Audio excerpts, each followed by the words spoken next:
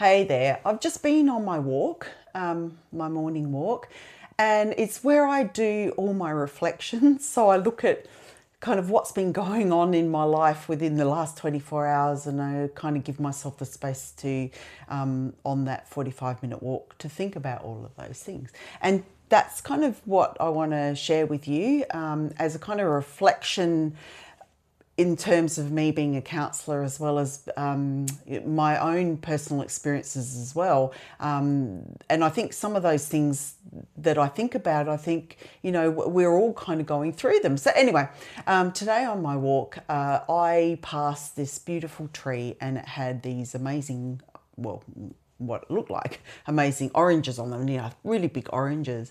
And I thought to myself, I reckon that would be a beautiful orange to eat. And already I kind of had that feeling of eating it and what it would be like.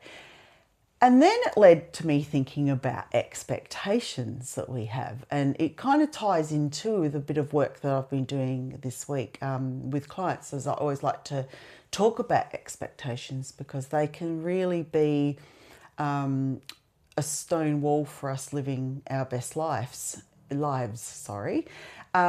So anyway, expectations in particular today was that if I picked this orange and I opened it up and I started to eat it, it would taste like an orange. You think, well, that's just what you would expect. But what happens if it tasted like a guava? No, I don't really like guavas. So what would that be? That would break all the expectations that I had of what that orange would be like. And, I could get angry at the orange. I could have, I could be really disappointed and all of that.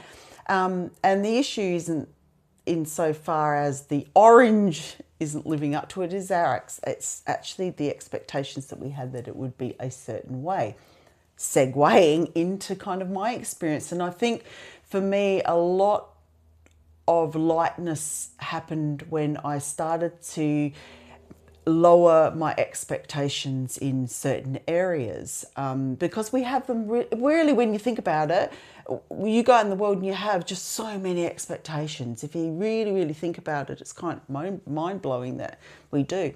And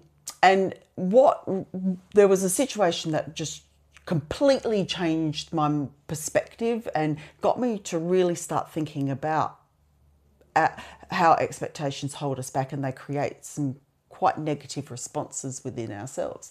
So there was a particular time when my girls were around 16, and they'd started to drive, and for someone like me who maybe has driven herself around too often, that was quite challenging. And to give over control and all of that to somebody who doesn't have experience was kind of hard, but I did it, and I'm proud of myself for that. Totally got nothing to do with expectations.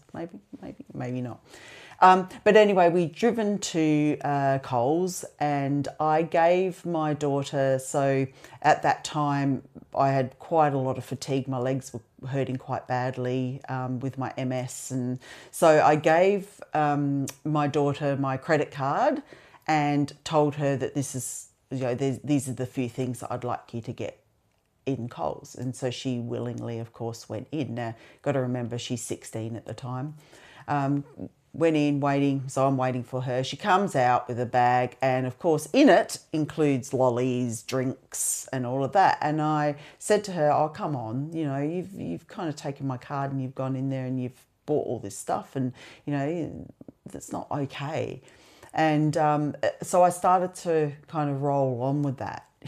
As we do, another kind of part of human brain, the way we're wired, is I kind of added to that, oh, come on, I've got a disability, and, you're just this disrespectful that you're going in there. You don't care, obviously, you don't care about me if you're going to do these things. And, I think that's a kind of a typical way our brain just goes, which is unfortunate.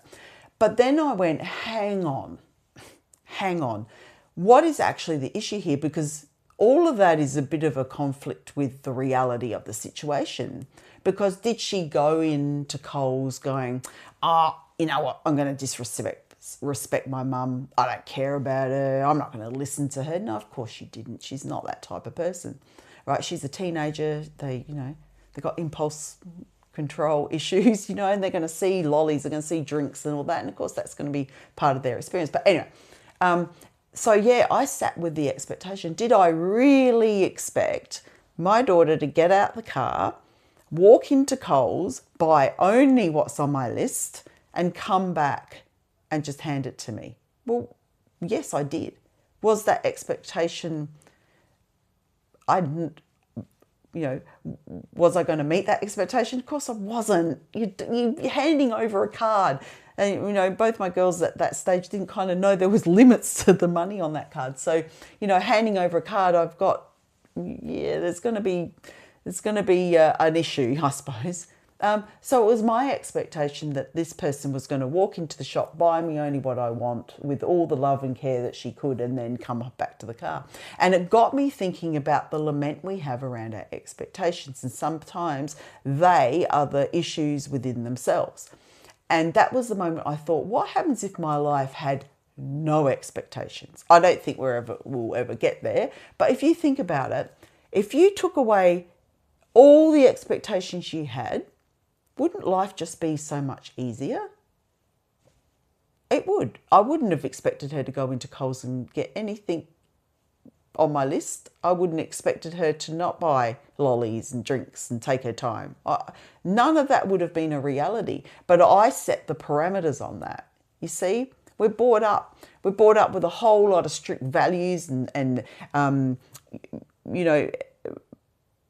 rules around how we navigate this world. And the thing is, again, adding to that, it was disrespectful to do that. That's all kind of this value stuff that we bring with. It's not. In essence, that was not disrespectful. That was just opportunity.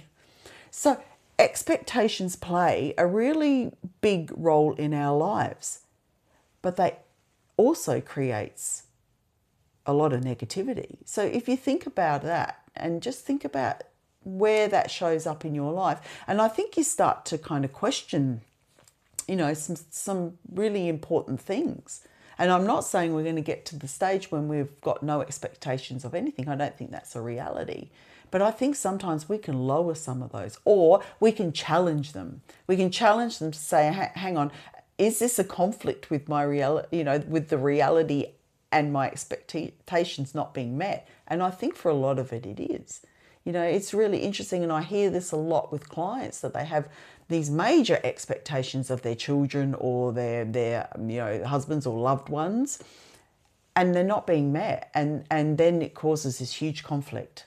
So start looking at it. Maybe it's something that will, change your life, and I know it certainly did for me. Anyway, thank you for watching.